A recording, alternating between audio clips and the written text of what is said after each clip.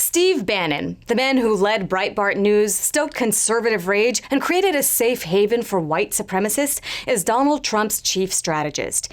If you're wondering what kind of power this guy actually has, you're not alone. Unlike other White House jobs, chief strategist isn't a role that comes with a well-defined set of responsibilities. Chief strategists are generally playing the long game when it comes to the presidency.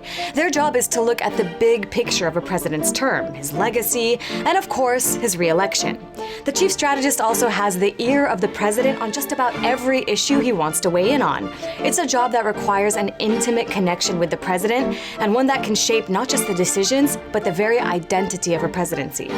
Historically speaking, the chief strategist job is relatively new. In 1933, Franklin Roosevelt became the first president to have someone serve as his counselor. He relied on his advisor Lewis Howe so much that Howe actually moved into the White House. The job didn't become an official one until Nixon's presidency. But there's not a lot of information about the advisors who've had the role. And when there is, it's not always good. Nixon advisors H.R. Haldeman and John Ehrlichman were known as the Berlin Wall of his presidency, serving as gatekeepers for the president. They were also at the center of the Watergate scandal. Ehrlichman created the White House Plumbers, a group which was dedicated to stopping leaks and investigating and harassing Nixon's opponents.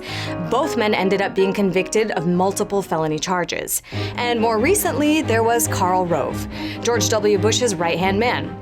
Rove held enormous influence over the president, advising him on domestic and foreign policy, as well as handling political outreach for the White House. He got a divided Congress and a skeptical American public to support the U.S. invasion of Iraq.